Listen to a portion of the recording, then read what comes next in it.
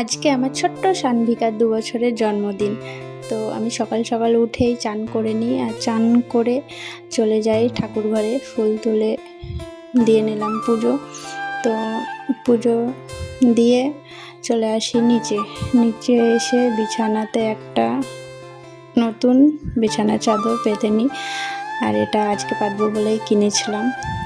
তো তারপরে রান্নাঘরে চলে আসি, আর এখানে দেখি সব সবজি কাটাকুটি হয়ে গেছে, আর বাকিটা কাটছে দিদি।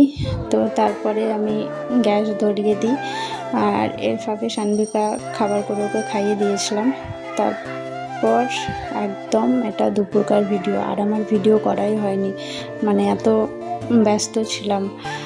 আর এখানে সানভিকা রেডি হয়ে গেছে, এটা ওর দুপুরবেলাকার সাজ।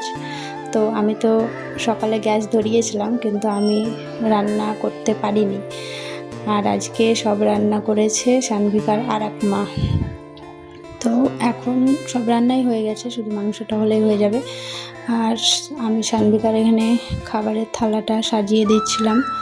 তো তারপরে আমার থালা সাজা কমপ্লিট হয়ে যায়, আর এবার ওকে বসতে বলি এখানে, ও আর কিছুতেই বসবে না। এই যে গাড়িটা পেয়েছে, গাড়িটা ওকে দিয়েছে ওর দাদা।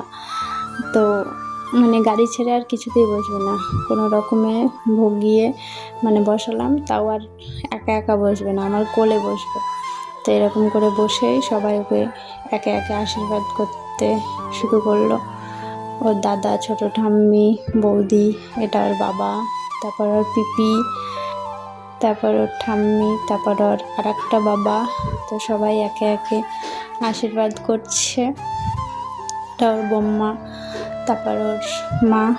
তো আশীর্বাদ সব হয়ে গেল, আর তারপরে আমরা সব গুছিয়ে টুছিয়ে চলে যাই নিচে খাওয়া দাওয়ার জন্য।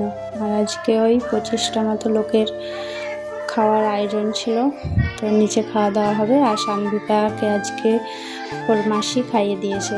তো বাই, আজকের জন্য।